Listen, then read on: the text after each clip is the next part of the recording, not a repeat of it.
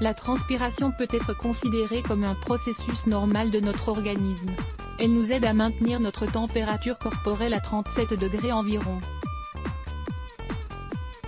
Le fait de transpirer peut être dû à une augmentation soudaine de la température externe. Cela peut arriver en cas de stress, en plein exercice physique, en étant nerveux, etc. Les situations sont multiples.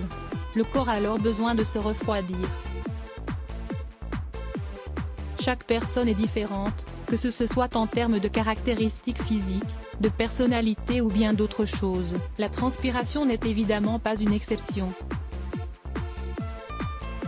Certaines personnes qui en souffrent peuvent la retrouver sous les aisselles ou dans d'autres zones du corps, comme les mains, les pieds, etc.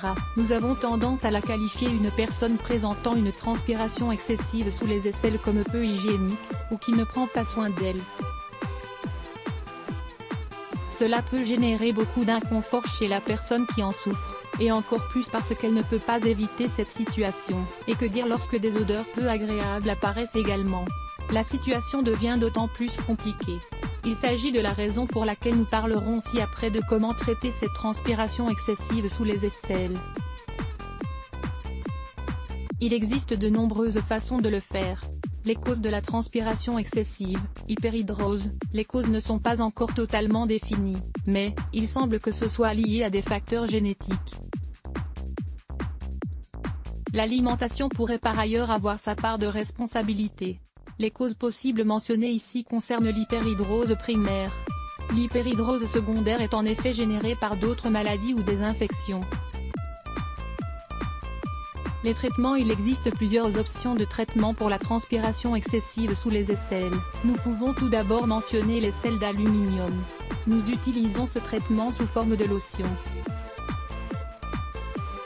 Le problème est que la plupart des personnes ne tolèrent pas cette méthode, laquelle provoque des irritations de la peau. Une autre option serait d'appliquer de la toxine botulique, mieux connue sous le nom de Botox, au niveau des aisselles. Cette toxine bloque en effet l'action des glandes sudoripares. Elle doit évidemment être appliquée par un médecin. Le patient se sentira alors soulagé pendant 6 à 9 mois. De nouvelles applications seront ensuite nécessaires. Il existe aussi des traitements chirurgicaux pour ce problème. Nous optons pour ce dernier seulement lorsque les autres traitements ont échoué. Les moyens ou traitements naturels. Toute intervention médicale implique un certain nombre de risques.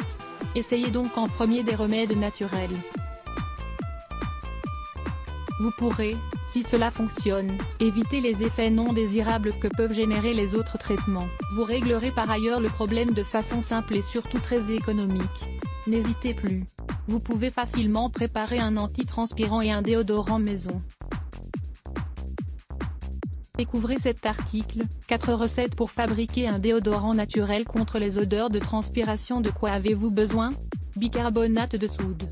1/4 de tasse fécule de maïs. 1/4 de tasse huile vierge de noix de coco et non raffinée, 6 à 8 cuillères une huile essentielle de votre choix. Comment procéder? Dans un premier temps, vous devez mélanger le bicarbonate de soude avec les fécules de maïs, ajoutez l'huile et remuez bien. Placez ensuite ce mélange dans un récipient. Ajoutez quelques gouttes de l'huile essentielle de votre choix, et placez finalement la préparation au réfrigérateur pour qu'elle devienne solide. Voilà, c'est prêt. Appliquez ensuite ce remède comme s'il s'agissait d'un antitranspirant habituel.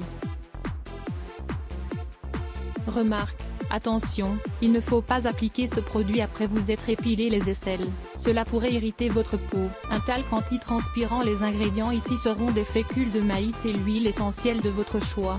Vous pouvez appliquer ce remède après le bain. Souvenez-vous toujours que les remèdes naturels peuvent fonctionner chez certaines personnes et non chez d'autres. Tout dépend en effet de la gravité du trouble. D'autres facteurs peuvent également s'ajouter à ce problème, comme des pathologies ou des maladies qui provoquent une transpiration excessive sous les aisselles. Si les gènes continuent, vous devez toujours aller voir un spécialiste. Ne laissez pas passer le temps par honte, et ne vivez pas en étant complexé. Vous ne pouvez pas prendre cette situation à la légère si elle vous affecte émotionnellement. Cherchez de l'aide. Vous pouvez être sûr qu'il existe une solution pour votre cas spécifique. Ne laissez donc pas l'excès de transpiration affecter votre vie en général. vos relations personnelles, vos relations de travail, vos études ou voire même votre confiance en vous. Découvrez cet article. Vous souffrez de transpiration excessive?